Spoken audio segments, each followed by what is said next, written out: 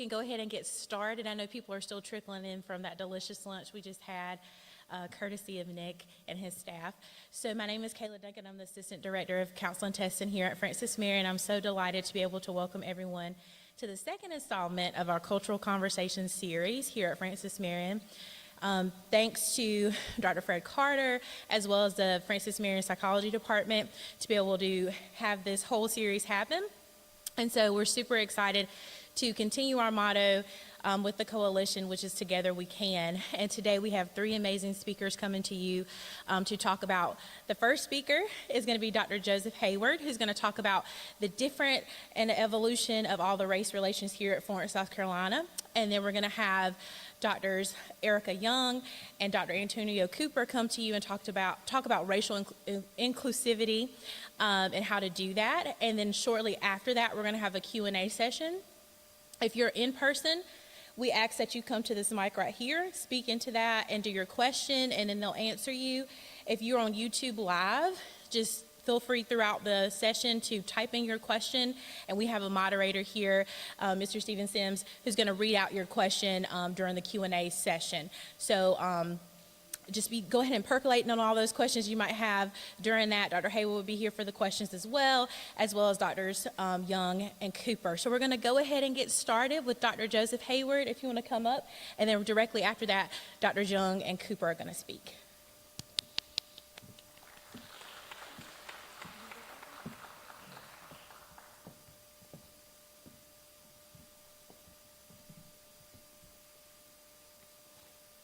I think I'm far enough away from you that I can take the mask off and be socially distanced, as it says. I've been asked to talk a little bit about Florence and my experience and race relations over the years. I want to thank you for this opportunity to share with you.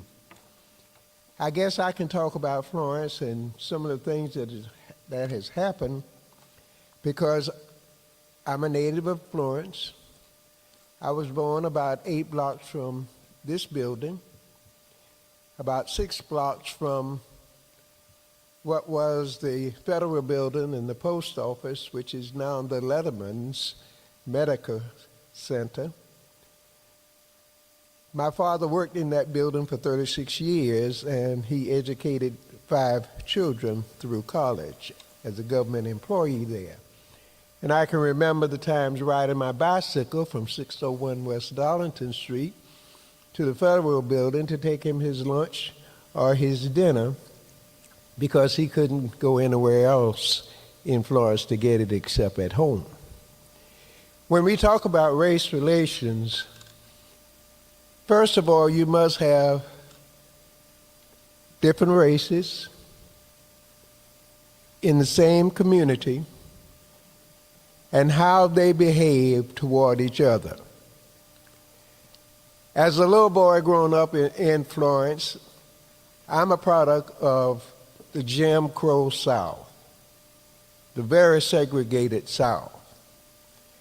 I can remember as a young boy going into Sears, which is the building that was at one time right behind the federal building, the Leatherman's building, where the Judicial Council is. And I can remember walking up to the white and the colored water fountains. We, as little children, wanted to, play with them to see if the water was a different color out of those different fountains. It wasn't. It was the same, but during that time, there was no such thing that I can remember as racial relations in the sense that we're trying to get now. Let me share with you some of the things that I think sort of began to bring us to a point where we could start talking to each other. June 1st, 1950, we got our first, I want to say black or African American policeman Well, they weren't called policemen, they were called foot patrol during that time, because of the fact that they had to walk their beat on Dargan Street between the railroad tracks. In other words, they were put there to monitor the other blacks and the businesses in that area. If they arrested someone, they had to call one of the white patrolmen to come pick up the prisoner because they had no automobiles. They had to walk. Well, that was one step in the right direction. And then in 1953, we got our first fire station manned by 6 black firefighters on Marion Street. I remember all 6 of them. 2 of them were members of the same church that I'm a member of, Cumberland around the corner here. Cornelia Sims and James Daniels. So here we go, we've got some policemen. Now we've got some firefighters. Is there anything else that we can get? And we didn't get these easily, from what I've learned. Everything that we got, we had to pull. We had to pull. So there was no such thing as good race relations back then. But these things were moving in the right direction. We had some fighters in this area, and one that I recall very vividly is Dr. R.N. Beck. And he has a marquee right here at the Carter Center. He was recognized. He was a fighter, took nothing from no one. He was financially independent, so he didn't have to depend on what he called the white man to feed his family. He was one of the loud voices here in this area that sort of helped some of these things to move forward. I mentioned 1953. Well, in 1954, we all know what happened. We had Brown versus Board of Education. That didn't set too well in the Florence area. Integrating the schools, not in 1954. Nothing happened. 1957, someone, somewhere, thought that it would be beneficial to form a small group of concerned South Carolinians to work toward race relations. And there were 5 preachers in this area, 2 in Florence and the rest in Marion. One was the pastor, the rector of St. John's across the street, Reverend Horn, and the other one was the pastor of the Methodist Church here on the corner, Larry Jackson. They formed a committee because they wanted to see what could be done to improve the race relations in the city. Let's fast forward to the 60s. Well, think of 1960, January. It didn't occur here in Florence, but it occurred in Greensboro, North Carolina. 4 students from North Carolina A&T went and sat in at Woolworth. Well, that sort of sparked a fire across 13 states, 55 cities. In South Carolina, Clinton Junior College in Rock Hill, they started protesting. March of that same year, 1960, there was a group of students. Of course, they had to be Wilson students because that was the only school that they could come from. But it was 46, 49 of them. This was the junior branch of the NAACP. They marched from Trinity Baptist Church around here on the corner of Dargan and Irving to what was then S&H Crest store. and they sat at the lunch counter. Now, all those stores were within a 2-block radius from Court to Dargan Street on Evans Street. I can recall them all of the stores, Sears and Belk and the theaters, Carolina and Colonial. And you had the A&P store, the Big Star, those grocery stores. But that's where you went to shop. But they wanted to join the protest that was going on around these 13 states. They sat in, and what happened? Police came, made them leave. Well, that didn't sit too well. So on March 4th, the next day, they decided that they were going to picket. When they were on their way to S&H Crest, and it was located right here you go 1 block and turn left on Evans Street. It was right in that block on the right, on the north side. As they were approaching the store, the policeman arrested them for parading without a permit. So you can see what there was no such thing as race relations, in the sense that we want to say we are related in terms of race, that we can get together, we can join each other, we can do things together, we can live in the same neighborhood, we can go to the same clubs, we can join the same organizations. There was no such thing as that in Florence. So they were arrested, but the South Carolina Supreme Court overturned it. But do you know, from that March of 1960 until the middle of the 70s, that counter was closed in S&H Crest. They closed it rather than allowing African Americans to sit at that counter and eat. It was their loss because they were missing the business. But they finally opened in the mid-1970s. In June of 1963, I think it was, there was a 20-man biracial committee formed. The purpose of that committee was to see what could be done to improve the race relations in the Florence area. During that time and other times, there were committees that were formed, they met, they talked, but in terms of major accomplishments, you could not see any.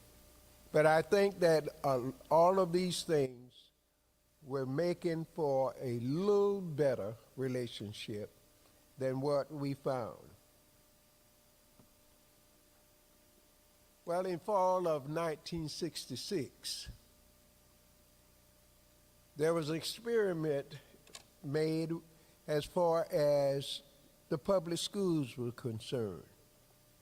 There was a small group of students, junior high students, that were sent to Poynter Junior High School as a test case for integration. I'm very familiar with that because my baby sister was one of those students that was sent to that school, to Poynter, to integrate the schools. And she would tell of the horror that some of the students put them through, the white students put them through. But they persevered through that because my parents would not allow them to stop. Those students spent their time at Poynter and then went to McClinican, where they graduated in 1970, which was the last year that McClinican was in existence. So we had a test trial for integration. that worked in spite of what the students went through. At McClinican, during some of that same time, there were two students that I remember, Marvin Gunner and Robert Harrington Jr. Brilliant students, very smart. And the community, the black community was always aware of the fact that when it was time for Robert Harrington to graduate, they did everything in their power to keep him from being the valedictorian of that class. That's how brilliant he was. Very smart man, PhD now. But those are the kinds of things that were going on. Clyde Davis, one of my good friends, he was a mathematician. Dr. Brooks, who's my guest here today, was a mathematician. They took him from Williams Junior High School and sent him to Porter so he could teach the white kids. He was an excellent teacher. But those were some of the kinds of things in terms of relationships that was going on in our area. We thought things were going smooth, but in the latter part of the 60s, I think it was in 1969, at Little Farmers Market out here at Palmetto Street, you all pass it now, I forgot the name of it. It's not Farmers Market, but the market out at 327 in Palmetto. Blacks were going there to spend their money, but because of the way that the owner treated them, he was very hostile, discourteous to the blacks who were his customer until they started picketing. And then a riot broke out at that location. It took the police, it took the Christian leadership, SNCC, some of the others to come in that supported them to help quell the riot and bring some order to what was going on in the Florence area. So nothing I've said to you thus far makes a lot of good relationships because everything was one way or the other. Here it is, you take it, or we're going to have a riot and we're going to fight. But the blacks in the area, in the Florence area, they would not take no for an answer. They were not going to just sit by and let nothing happen. But lo and behold, they didn't have to do it because in 1970, July 1st, we had the integration of the schools. Well, that was to make good relationships in the Florence area. What happened? We had a white flight.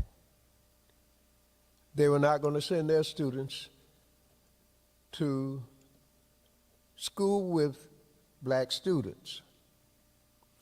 That's when you had all of the academies around the Florence, the PD area.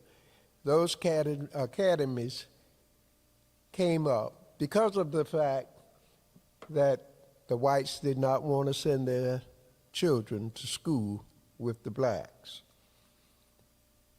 But there was a lot of peace and harmony in the schools that were integrated. I was sent to West Florence because that was the first year that West Florence opened. I was sent to West Florence to teach math and physics. That was a very peaceful year.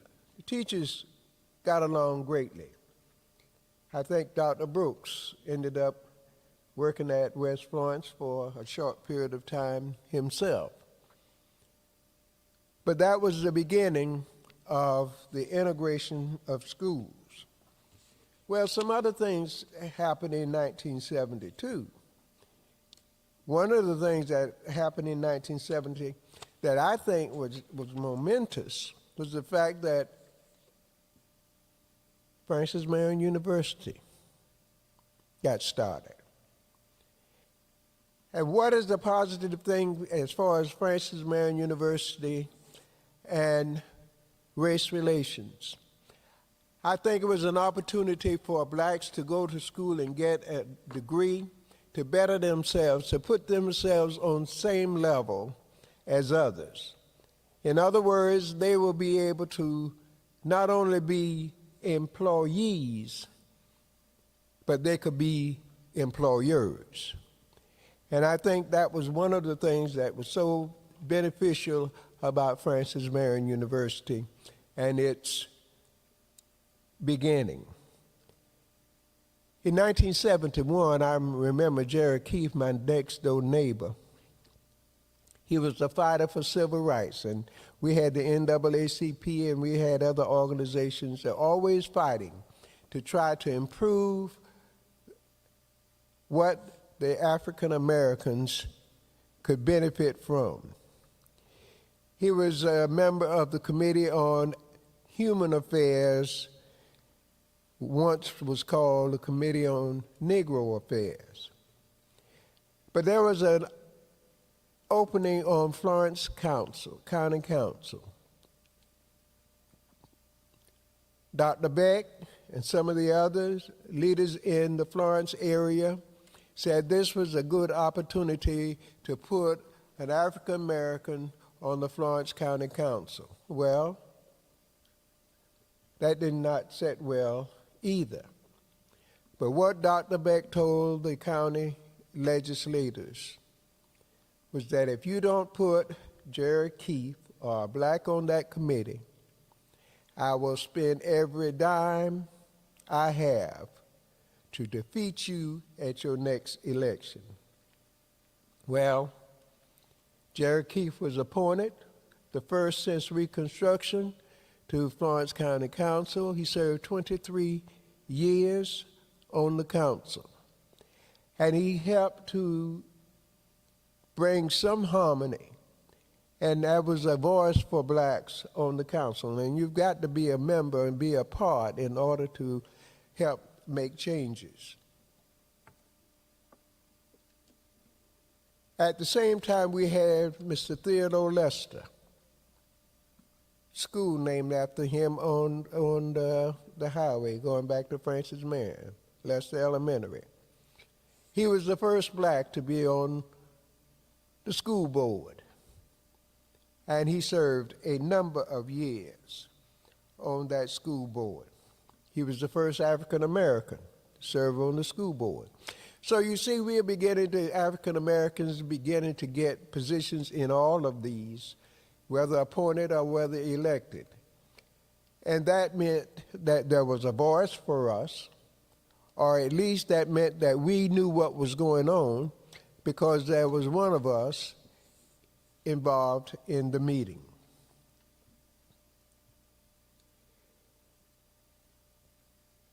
Francis Marion established in 1970. Dr. Louise Lester, the wife of Mr. Theodore Lester, was employed at Francis Marion, first professor in the School of Education. And she worked there for a number of years until her retirement, and I think I followed her the very next year. I've not talked very much about groups of whites and blacks coming together to see what could be better for the Florence area. There were some.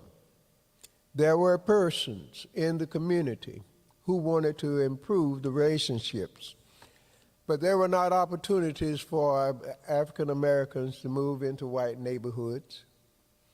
As I indicated, you went to white neighborhoods to work, not to live, when I was growing up. There were not a lot of them. But I do think that all of that made it a little bit better for our African Americans to gain positions of importance. Superintendent of the school, Larry Jackson, Allie Brooks, and his name slipped me now, Dr. Bridges. We had those. But there were some community leaders that I think that were fighters, and they fought for things for Florence and for the citizens of this area. Some of them were abrasive, but they wanted fairness. Ada Robertson was one of them. He was abrasive in his actions, but he wanted fairness in everything. And he was a fighter for us. And we had some NAACP leaders, and we had some ministers in the area, such as Dr. W.P. Diggs. I will tell you this little story about Dr. Diggs and deputy sheriffs in the Florence area. There was a long time before we had any. Reverend Diggs went to the sheriff's department and asked them, when were you going to hire some African Americans to be deputy sheriffs? They said they had no money. So he said, well, if I get the money, will you hire them? And they made a deal and says yes. Well, he went to the black churches, and they raised enough money to employ the first 2 deputy sheriffs in the Florence area. All of these kinds of things were not necessarily race relationship in terms of people coming together, but they were things that you can sort of build on as far as improvement of the race. Wayman Mumford, who is now on county council, was the first black police chief. So you can see that we had persons in position. They had to do something to get there. Nobody just went and walked down the street and said, hey, you want to be police chief, come on. There had to be something for them to get there. We did have a committee, and I think Dr. Carter was involved with this, helping Florence flourish back in the latter part of 2000, I guess it was around 2016, 17. That committee was formed, and there you had ministers and community leaders here again, trying to find ways to better the relations in the Florence area.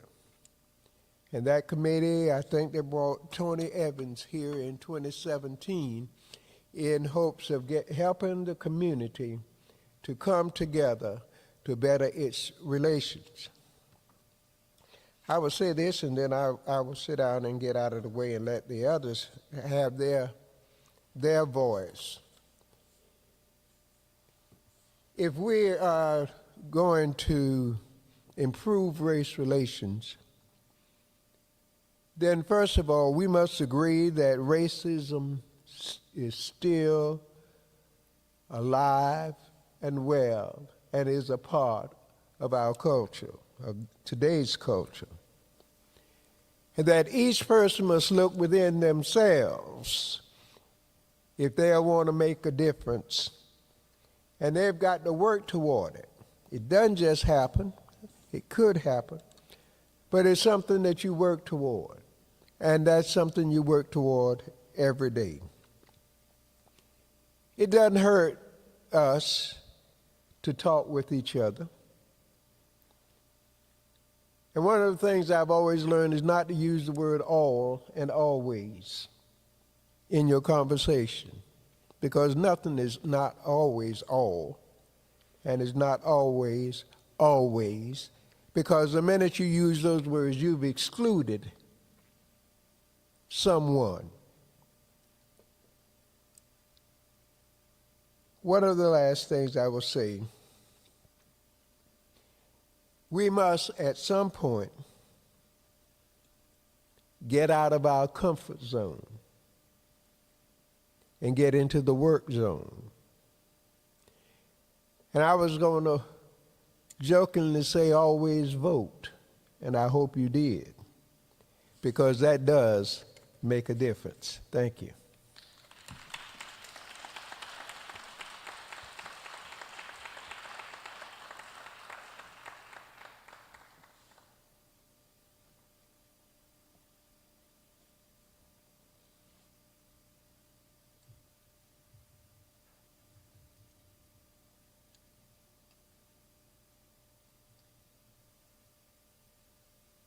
Can everyone hear me?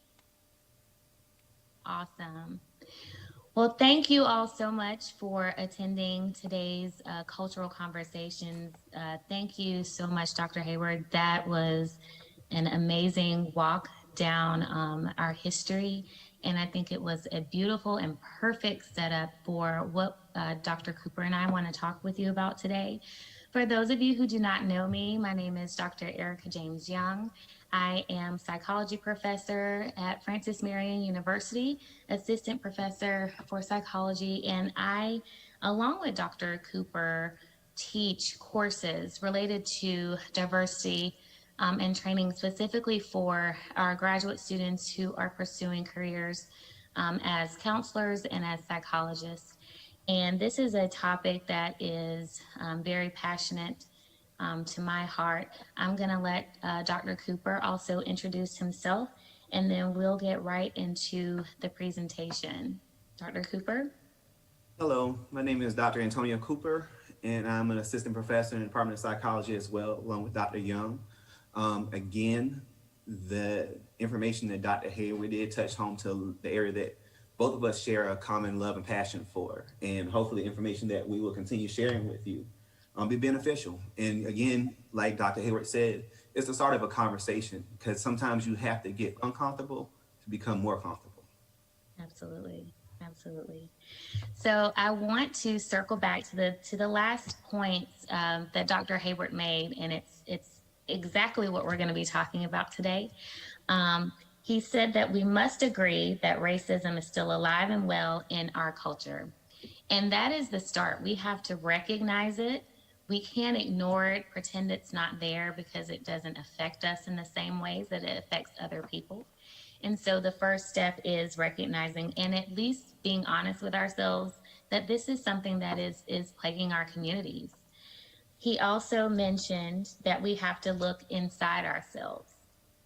And we also, that recognizing that this is something that's going on is something that we have to, and changing it is something that we have to work towards every day. And so that is literally the key points that we're going to be talking about in this presentation. And one of the things that I know Dr. Cooper and I work with our students on is, once you learn about something, it's not enough to know the information. You have to then go out and apply that knowledge to your work, and you have to do it every single day. And what we now know is that it is every single person's responsibility at this point. We're in a very different time in our country, in this nation, in this world. And right now we are beyond lip service. We are at the point where it is action based, and we need everyone on board doing their part. So we're going to talk about, how do you start, what do you do, and how do you keep doing it every single day? And so we are professors, so obviously we want you to take notes, because we want you to walk away today and say, these are the things I'm going to do every day. It's intentional. And so we're going to go ahead and get started. Let me go ahead and pull up our PowerPoint, and I hope that everyone is able to see. Okay.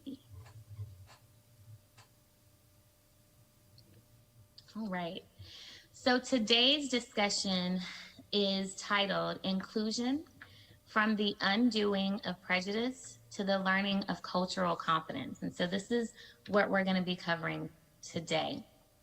So in our presentation, we are going to discuss various ways in which diversity is defined. It's so many different ways that we can talk about it. We're going to look at the relationship between diversity and inclusion.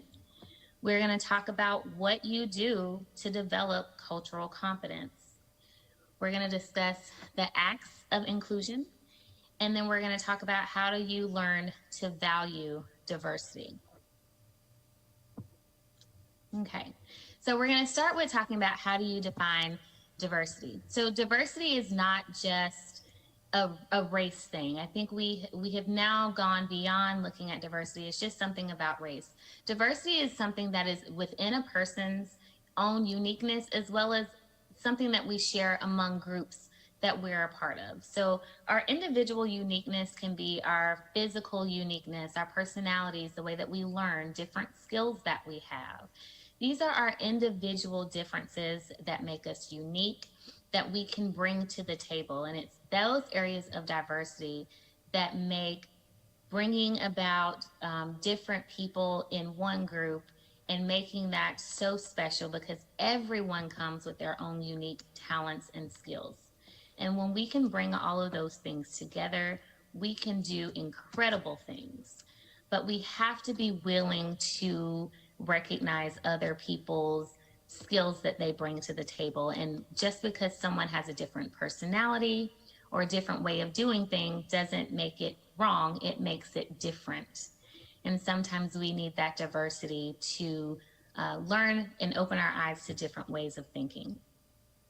And then, of course, we have the diversity that most people are aware of, which is race, gender, ethnicity, age, our physical characteristics, our physical abilities, sexual orientation, all of these things that we often find ourselves in a group, but also using some of those in-group qualities to then create out-group discrimination against people. And we're going to talk about what that looks like.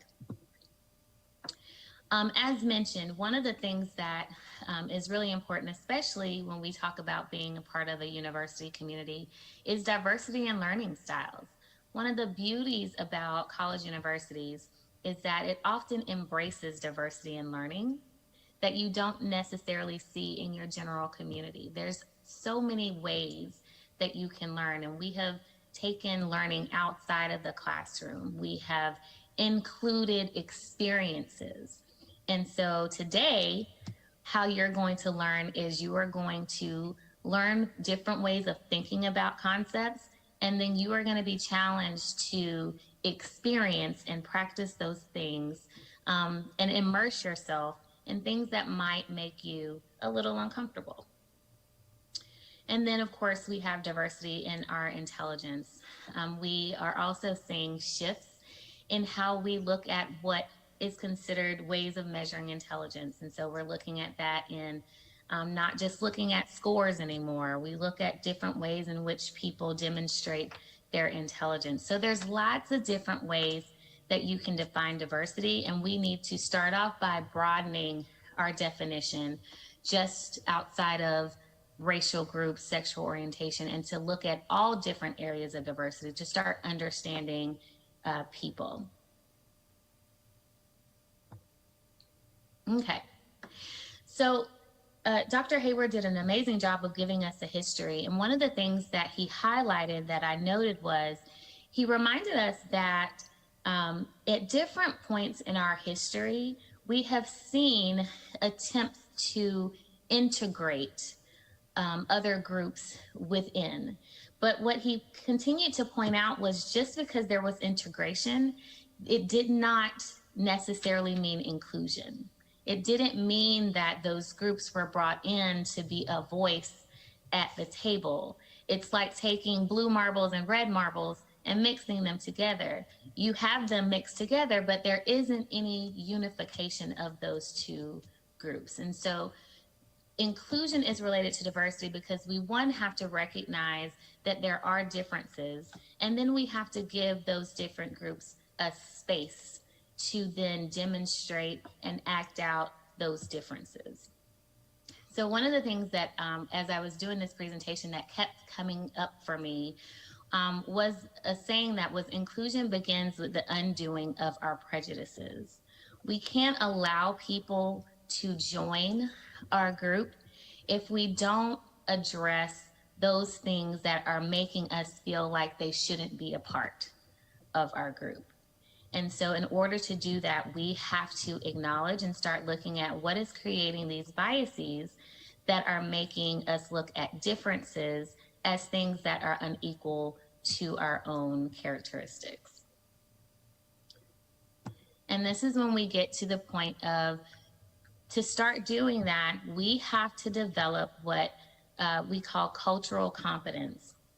In the field of psychology, oftentimes we don't necessarily talk about racism, things like that. We talk about people being culturally incompetent because we recognize that in order to understand where racism, prejudice, discrimination comes from, you have to take it out of an emotional place, and you have to recognize that it comes from experiences that people have had, influences that people have had that have been put upon them, and it also comes from things that people don't know. And one of the things we say often is, you don't know what you don't know, right?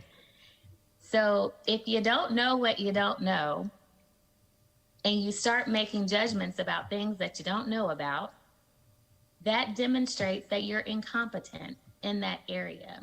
And so instead of putting judgment on people for, not recognizing that they, or understanding where their prejudices come from, what we need to do is say, I need to understand, or we need to help people understand, where does this thought come from?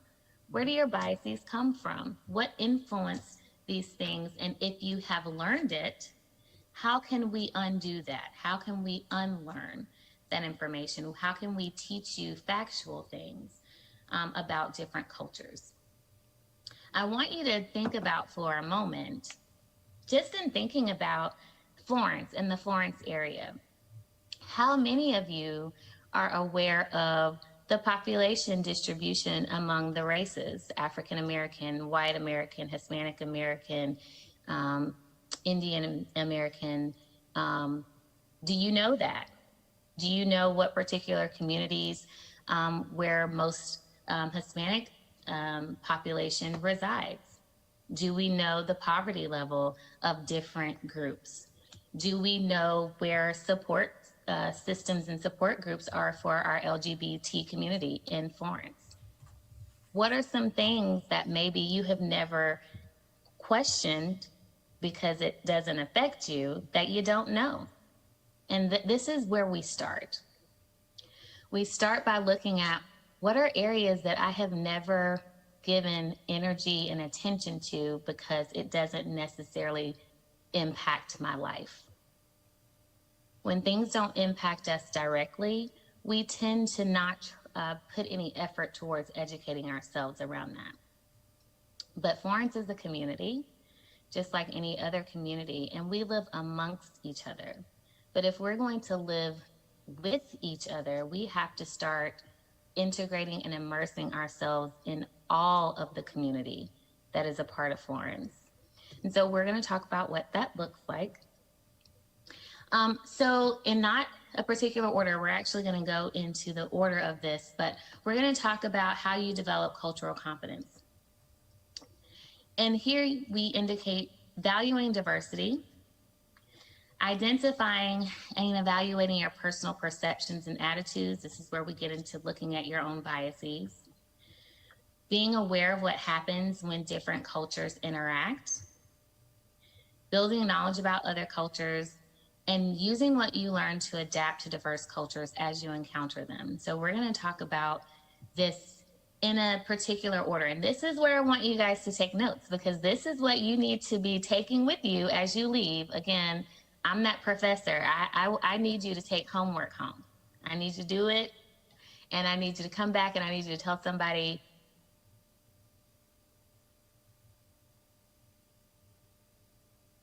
how it worked for you. Things up into what I like to call the acts of inclusion.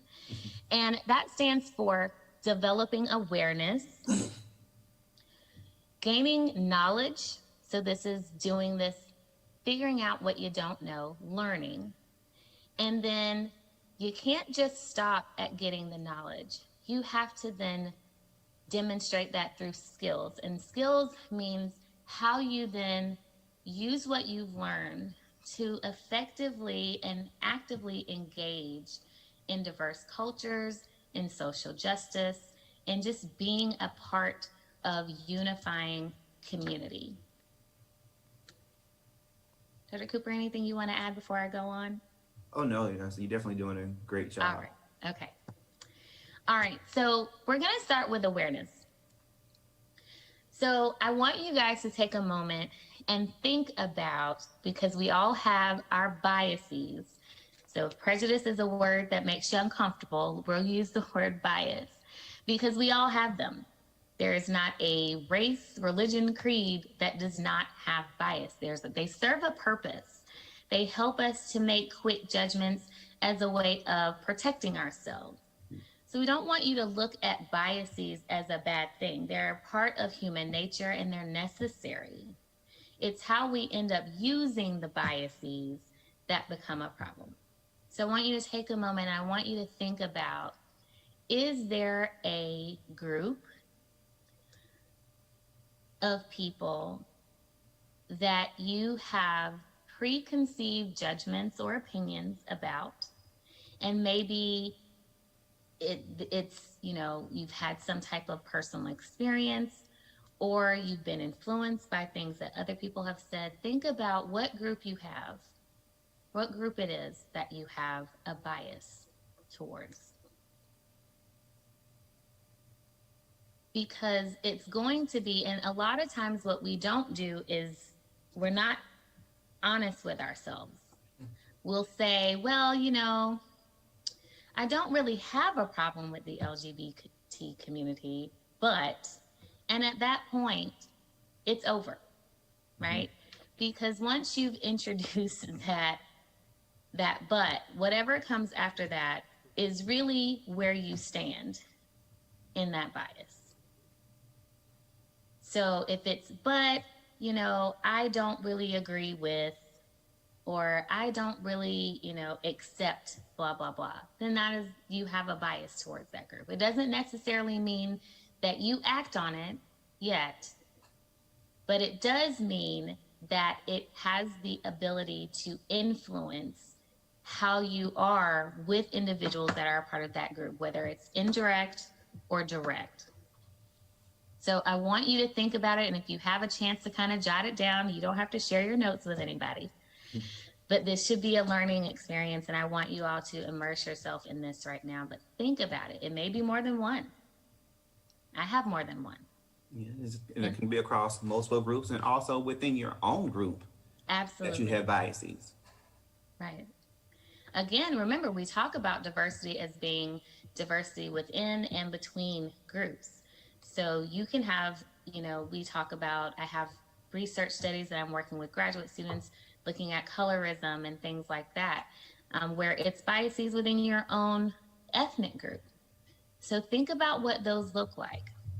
But I also want you to think about what influences those. Where did this come from? When did this start? And just kind of keep this in the back of your mind as we continue to go through this presentation. We do know that holding on to these prejudices often leads to us stereotyping particular groups. So stereotyping is a standardized mental picture that represents an oversimplified opinion or uncritical judgment.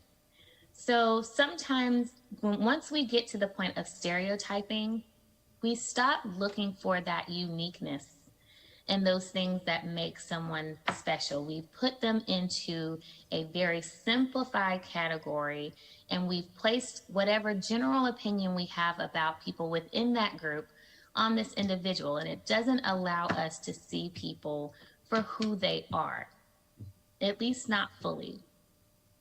So now we're starting to see where we're putting up walls and we're limiting our ability to be open to diversity, and we're starting to see how this can impact our ability to be more inclusive. Okay. So once we do that, we are more likely, doesn't mean that you always will, but we're more likely to take those thoughts and opinions and put them into action, whether it's intentional or unintentional. And this happens in the form of discrimination. Because we have these opinions or these thoughts about people that we have formed, which are, often not, fully correct, because everyone is different. And just because you belong to a diverse group doesn't mean that you fit that particular stereotype that we form. But because we place people in those categories, we begin to discriminate and deny them opportunities and access. That could be access to just being a part of groups. It can be denying them access to jobs because we don't, conversations. Yeah, just allowing them to be included.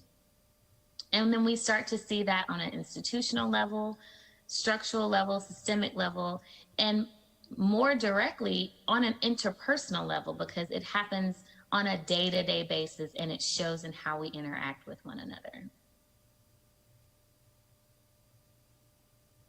And once we do that, we start to see an imbalance and inequity. We start to see groups on the outside, and we start to see groups of people that are considered part of the inside group. And then you'll see the increase as well too of those fear of what comes for those biases as well too, where that's when communication breaks down. And when the communication breaks down, that's when you see the more trend of creating a hostile environment. And the more that is hostile, the more focus is on what is wrong or why is it not that we included in this main group. Absolutely, absolutely. And we know that we can't get anywhere without effective communication. So what do we do from there? How do we start to reduce this way of thinking? How do we start to reduce these biases? If you've identified some way in which you have a bias, how do you fix it? How do you correct it? And also in our field in psychology, in one of our theoretical frameworks, we talk about having a corrective experience, right? So some people may have had an experience, and I'll share a personal story. When I was growing up, my family is originally from Alabama. And when I was growing up, in my family, in my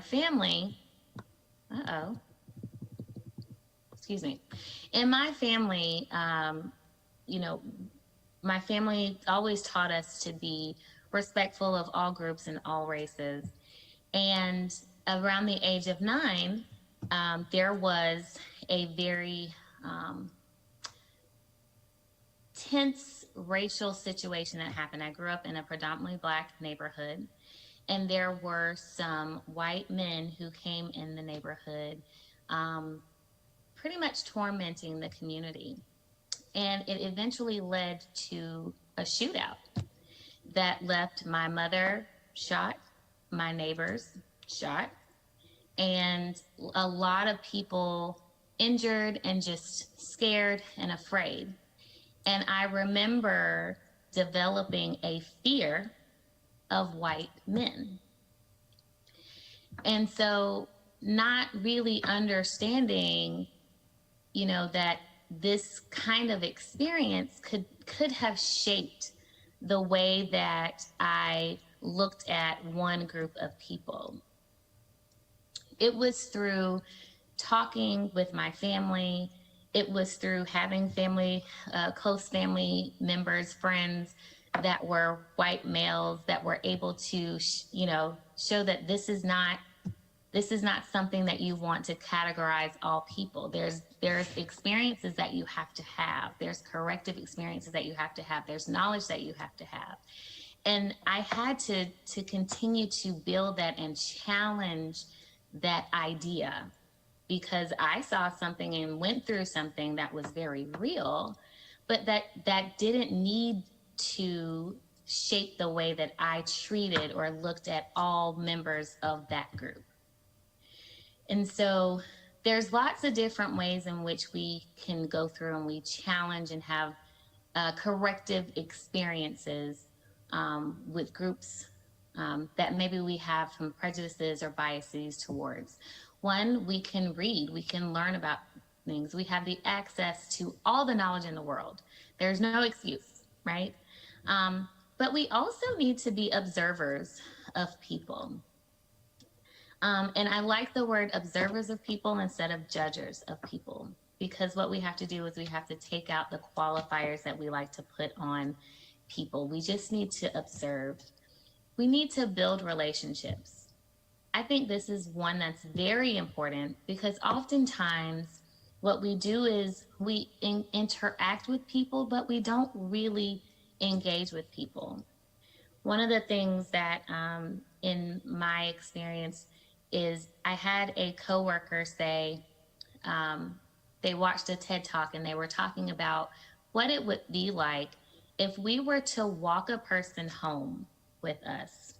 And what they were using was that home is often a refuge for people. Home is where people can often be themselves, and they take the mask off. And we often don't get to see the wholeness of a person. We come in with our masks on, and what it would be like to really get to know a person. And this is something that's so important in building cultural knowledge, is being able to have a genuine curiosity about the lived experiences of someone who is different from you. How many times, and I want you all to think about this, have you actually walked someone home with you? How many times have you truly opened up and let people know who you are as a unique and diverse individual, and let them learn something different than perhaps what they have in their mind that fits a particular stereotype? Other ways are asking questions of all kinds of people out of curiosity. And there's ways to do that. Traveling, although right now with COVID, we're not advising anybody to travel, but travel is also another way of building cultural knowledge. And cultural immersion is another. Dr. Cooper and I teach a diversity class in our graduate program for psychology. And one of the key parts of the class is learning the information about cultures and learning, how do you interact? What are some things that are typical for this culture that maybe we miss because we haven't thought to learn what is a part of their world? But then our students are required to then immerse themselves in a particular culture that maybe they have a prejudice towards, maybe they just don't have a lot of experience with. And so it is the immersion part that the students come back and say, wow, I really had no idea. And this is where you go back to, you don't know what you don't know. Yeah, that's true. And even in that experience, it tends to have them write a reflection paper, which allows them to not only go back and increase their self-awareness by having them think about their biases going in, but then also having them taking these biases and change them into a form of a question. And they're able to answer these questions after going through that immersion. Mm-hmm. And so that's one of the pluses of having them step out of that comfort zone. And like you said, a typical environment that they may not interact with, they are guided and interacting with to kind of reduce that biases. So that is a good experience into, again, reducing a lot of, like you said, the prejudices, or just not only in self-awareness, but also taking that information back to the group that they strongly identify with to be that segue and share the information that they, just to kind of change their way of thought and to train their mind that you cannot group everybody together. And typically in Westernized culture, that's one thing that we do. It's easier. We love to categorize things. And it makes it just easy to identify or to find a sense of belonging, just to see where everyone is at. But however, even in doing that, we are still building up that wall of creating that level of discrimination or prejudices as well, too. So Exactly.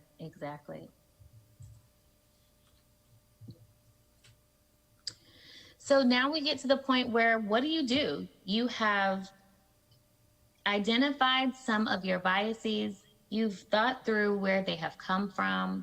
You've looked at what are some things that I don't know. You started to say, I need to build my knowledge in areas that I am deficient in. Now what? So now is the time where you have to put that learning into action. And this is where you demonstrate your value of diversity by actually doing. Again, it's not enough to just be aware. You have to then put that into action every day, every opportunity that you have.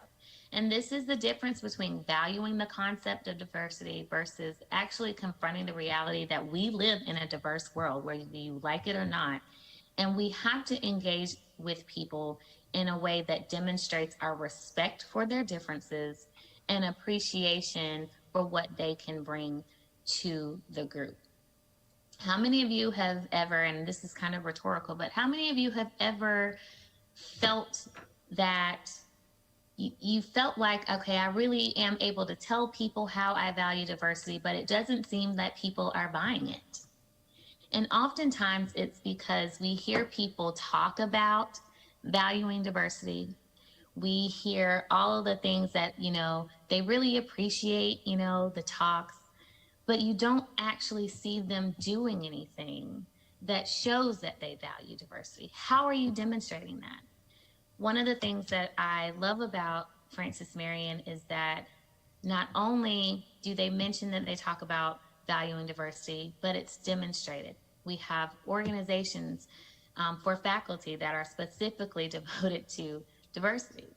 We have student organizations that are supported by our faculty that's related to improving diversity. We have initiatives by our administration that is devoted towards increasing diversity on campus. We had an organization that was formed years ago to increase the diversity of the student body. So it is the action that makes it believable by other people and make people say, okay, yes, this person is willing to not only try to understand diversity, but also be an inclusive body. And so I want you to ask yourself, what is the last demonstration that I've done that shows others my valuing of diversity? What is something that I've done, me, singular, that you've done specifically that has been inclusive or that has invited someone not only to the table, but invited them to have a voice? And if you haven't, that is your homework, in addition to increasing your awareness and working on some knowledge of areas that you might recognize might be a little deficient. Okay. So with valuing diversity, you have a basic respect for and acceptance of the differences among people. And it's not only a tolerance, but a respect that you show for different groups. And every time you meet someone, you have a choice about how to relate to them. Every single time. And that's why it's so important that it is a conscious and intentional effort. And definitely a good tip to always remember, even when it comes to showing tolerance and respect, just understand that the same passion that you have towards your group and the biases that you may have in the understanding of those biases is that same person that you're interacting with that's a little different have that same level as well too. So it's kind of intentionally dropping that guard down and showing them that, hey, okay, I know we're different, but let's have a conversation. Exactly.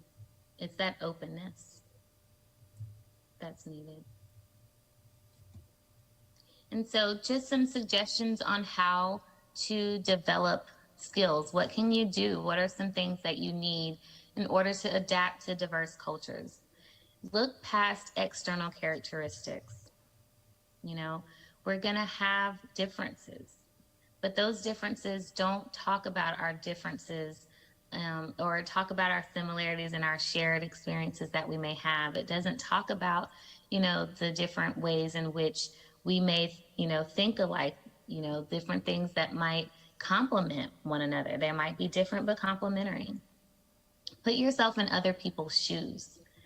One of the things that we often miss is that if it doesn't impact us, we don't put a lot of energy towards it. And sometimes you need to put yourself in another person's shoes, another group's shoes, and understand what are their experiences that might be very different from my own. Adjust to cultural differences and try to understand others. Oftentimes, because we're so comfortable with our way of doing things, we try to force our ways and our cultural expectations onto others. And sometimes it's important to just allow different cultural differences to shine through and let them have space. Help others in need. Do something that makes you uncomfortable. Help a group that maybe you have a bias towards. You might learn a lot about, you know, what you don't know in reaching out and helping others. One of the big issues that Dr. Cooper and I talk about in our classes is standing up against prejudice, something that we've called in our field social justice. Standing up against prejudice, discrimination, and hate. I like to call it flexing your advocacy muscle, because what you're doing is you're showing that you can support and you can fight against prejudices, even while having your own. Remember, again, we're not going to necessarily eliminate these things. We just have to develop an awareness that we have them and be intentional about not enacting these things in a way that's going to lead to discrimination and harm to another group. And work on reducing them every day. Shifting your perspective. Mm-hmm. And then recognize that people everywhere have the same basic needs. We talk a lot about differences, but at the end of the day, we have a lot of things that we share in common. At the end of the day, we're all human. We all have a need for food, shelter, love, safety.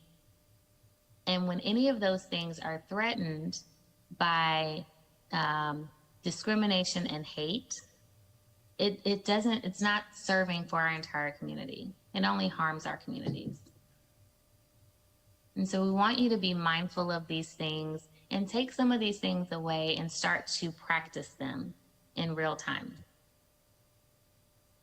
And so I kept looking for a good quote for this presentation. And then after just kind of looking at things, I was like, it doesn't really say what I wanted to say. I came up with my own. And so my takeaway is diversity is having a seat at the table. Inclusion is having a voice in the conversation. And belonging is having that voice heard. And so we have to just not start with recognizing that groups are diverse and including them, but also giving their voice, their different voice, a space, and demonstrating that we can respect those differences and accept those and bring them into the fold. And that's all that we have. At this time, we'll take any questions or comments that you have for Dr. Cooper or myself.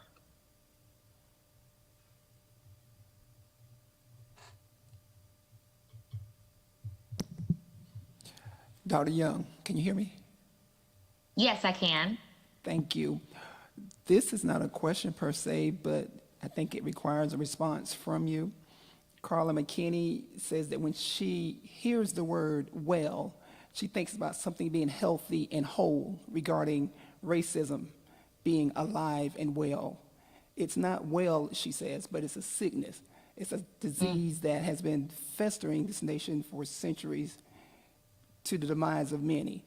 And her point is maybe there could be a rephrasing of this term. What would you say to Carla?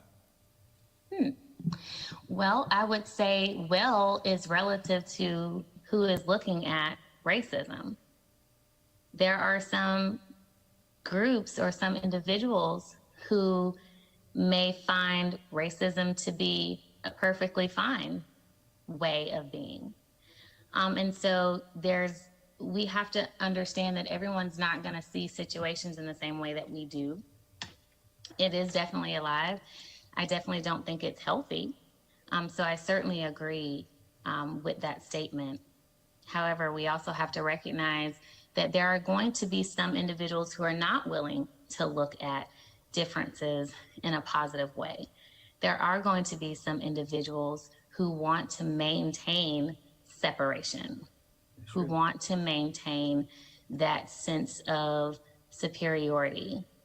And so for those individuals, they may see racism as alive and well and as a good thing, whereas other groups may see it another way, or other individuals may see it another way.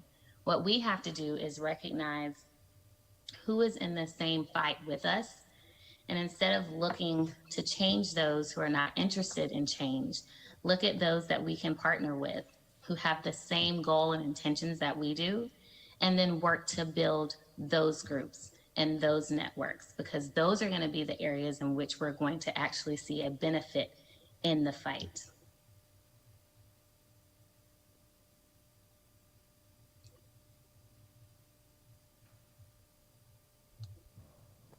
Thank you. Thank you. Other questions or comments? Yes, Pete Peterson.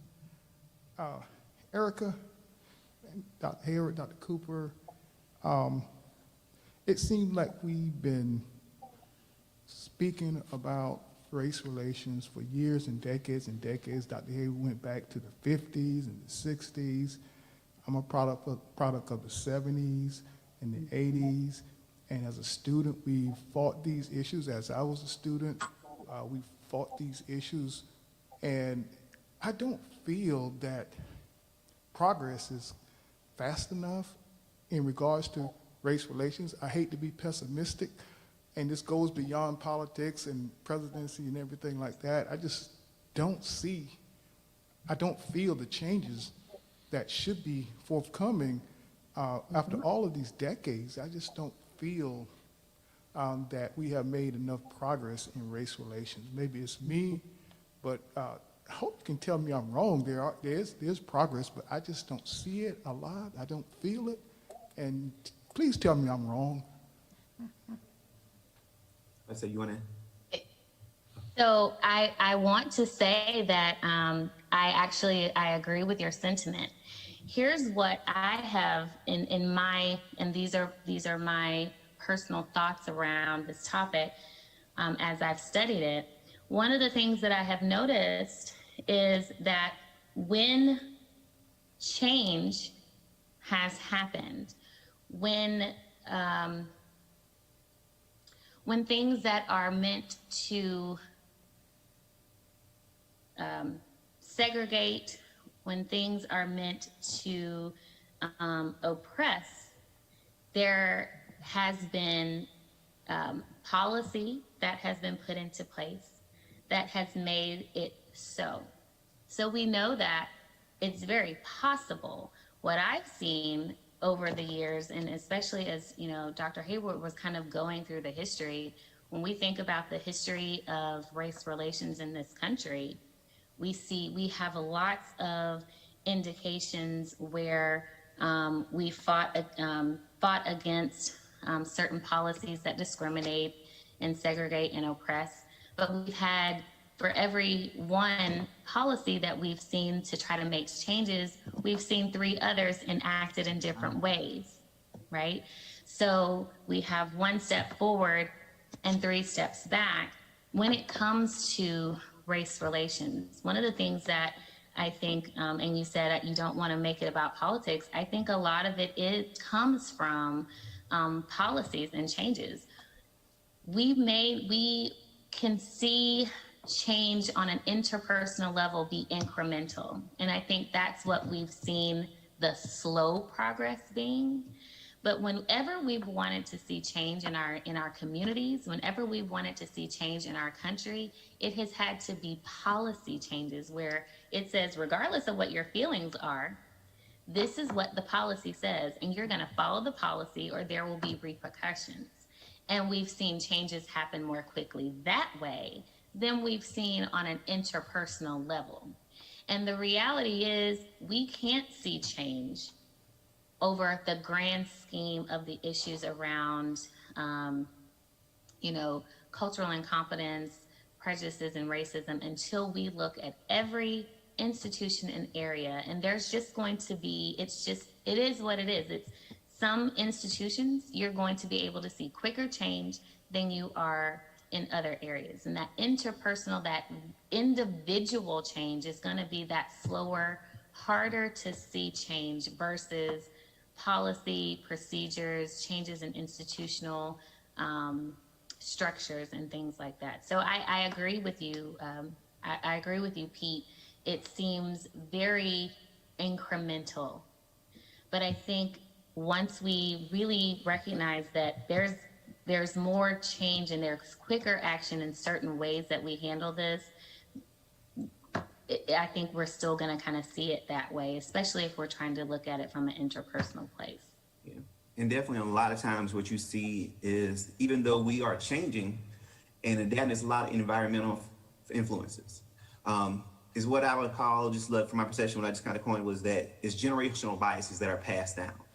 And a lot of times that these generational biases come from different groups or different members of the family that you trust and build relationships with. So a lot of times you don't question what they share with you in the form, like for our communities, or oral history that's passed down.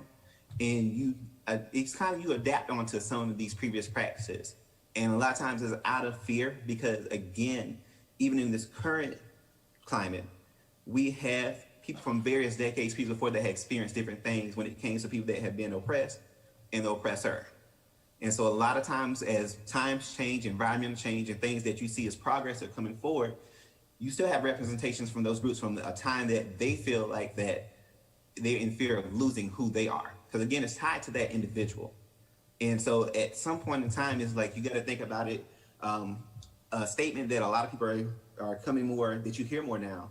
And it's just, I even heard it from a couple of students, is that, I don't see race. And that's a conversation where someone say, well, okay, I agree with you, I don't see race. But in actuality, in the world that we live in reality, there is race. However, have you been raised and have a level of humanity to look beyond race? And that's one thing that we have to kind of just not throw out that blanketed statement that, okay, if I don't see race, it should be no problem, when there's other individuals that do. So again, it's breaking that ties, that bind, that generational biases, and trying to reconfigure what can we do in this current present state with the current environment to make things better as unified. So again, it's like how Erica Young said, it's like we're taking one step forward, two steps back. Even in looking at it, especially from the rural South and the increase of policies. Again, just looking at what's going on in this current climate, you have a lot of students or a lot of minority or marginalized groups that look at that policies don't work for us. Laws and other things that are put in place don't work for us. Systems don't work for us.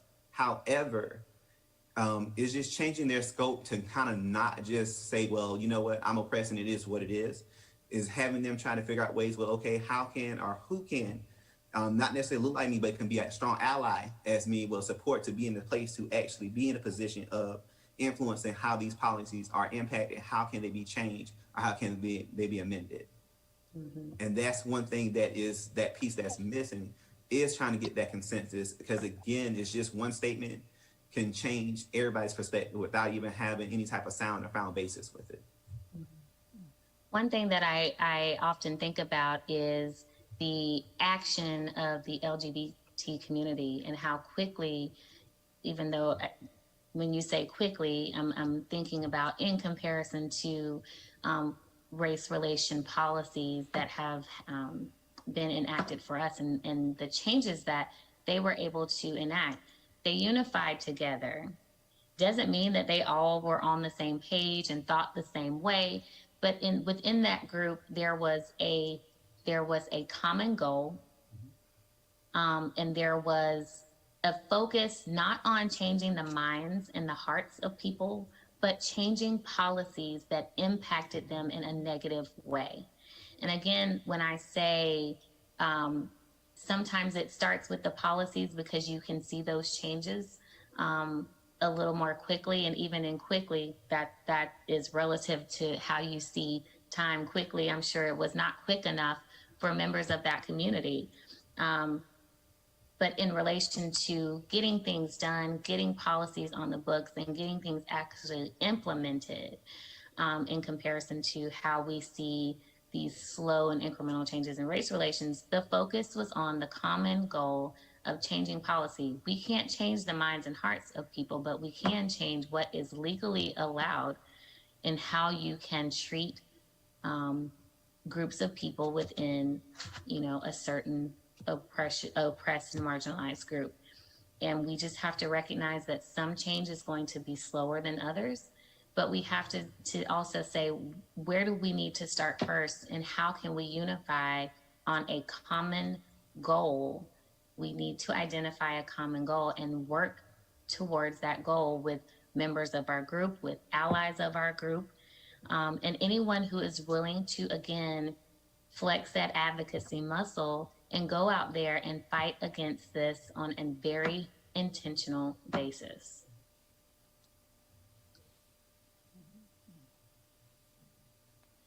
Great question, Pete. Thank you.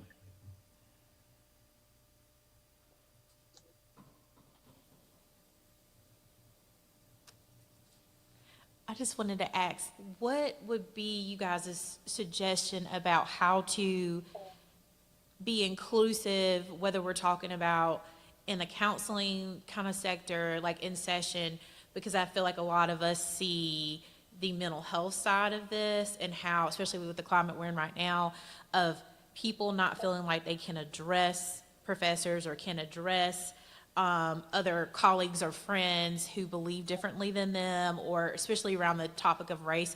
So I'm just wondering what suggestions you guys have about discussing cultural difficult things with clients or even students.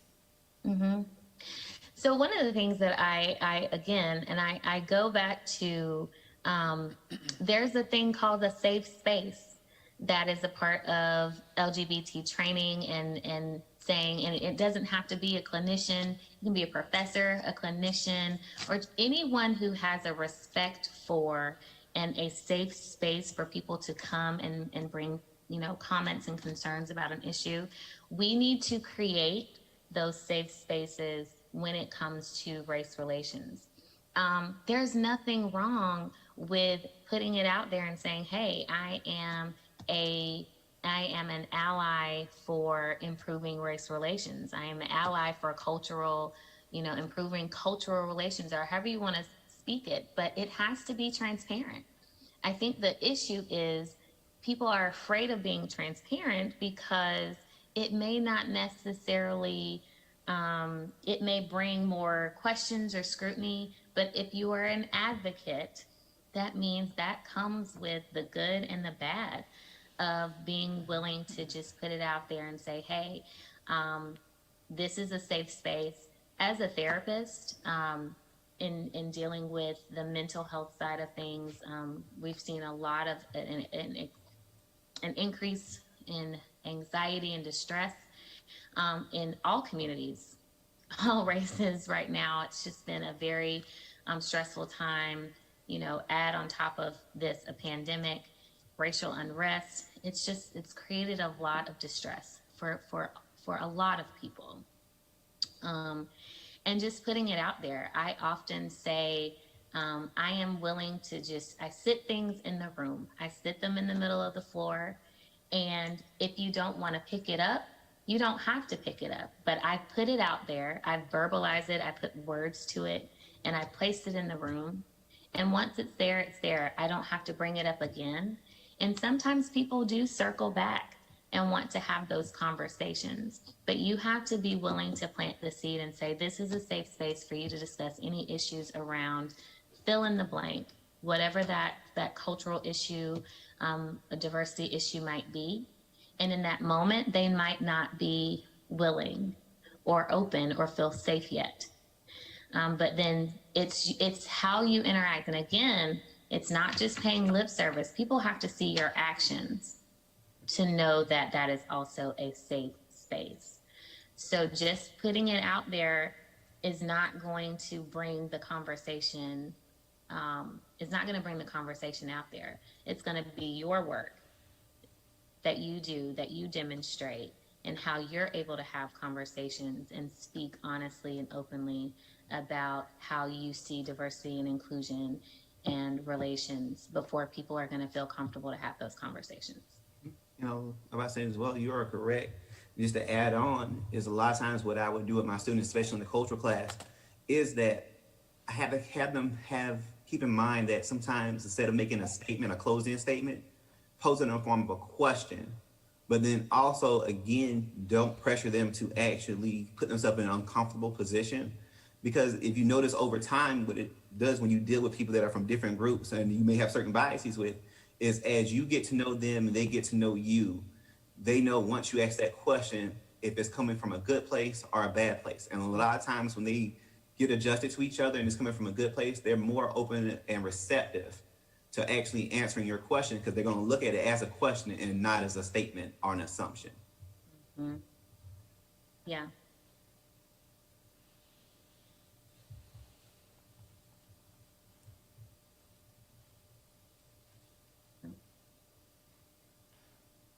So we're coming up to the 1:30 hour. Is there any final questions or comments that anyone would like to make?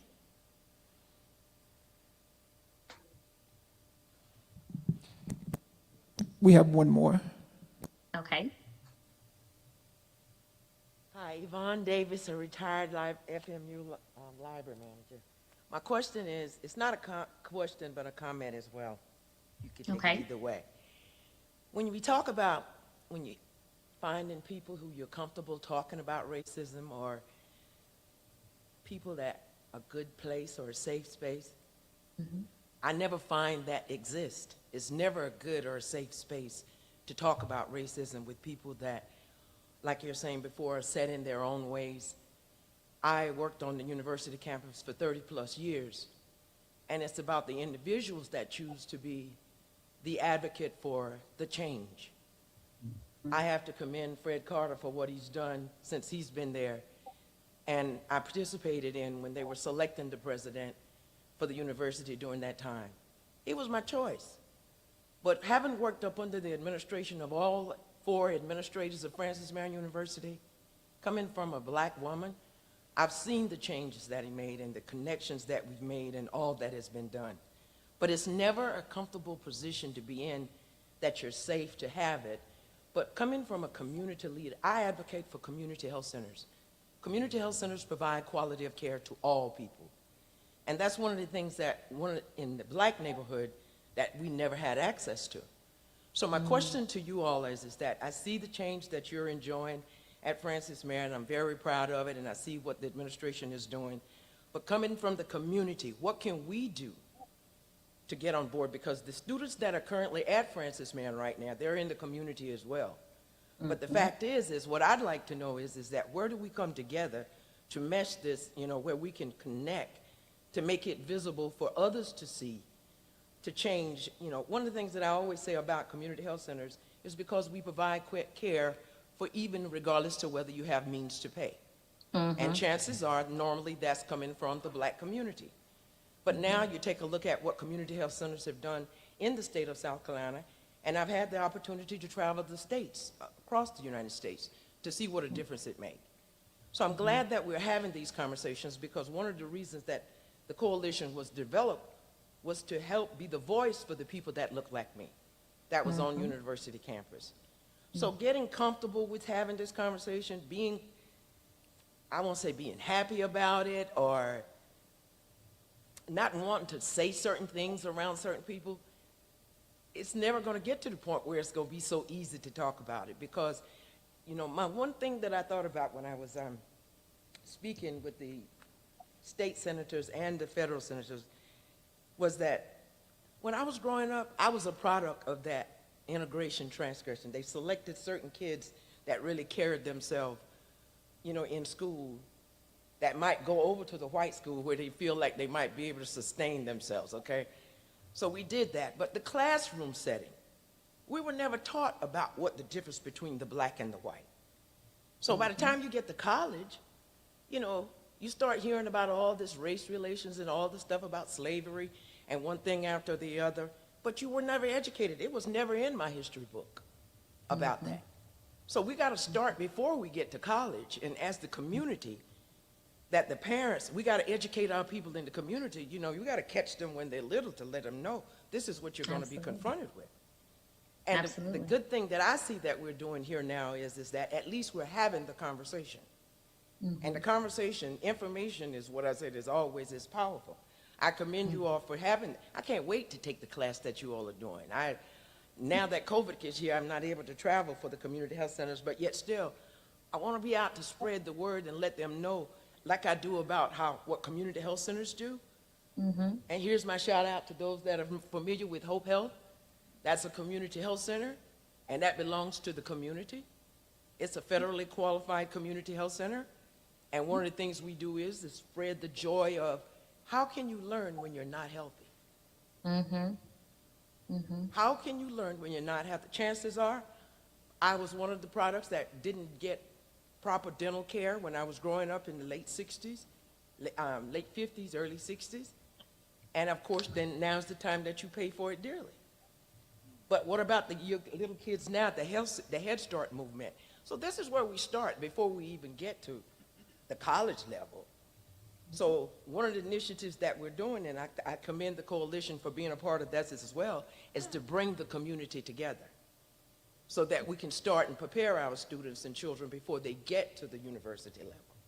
And thank you both for your time. You too, Doc. Thank you. She's absolutely right. We do have to start in the community. And one thing I do want to, again, commend our graduate students. We have graduate students who took it upon themselves to start a community group. They call it the Soul Community Project, where they said there's a lot of distress that's happening right here in Florence in our Black community. And they opened this group up to community members as well as the university community. And they meet bi-weekly to discuss issues around race relations, how a lot of this stuff is impacting our community from a mental health standpoint, the levels of distress, and then also just from a social justice standpoint, what is it that they can do? And so you're absolutely right. Starting within your community is key. And you sound like a key community person. And so if you don't see it, then that means it's you, right? So you can be the start of that. And everyone in that room can be the start of forming something within our community. But you have to be willing to step out and do the work.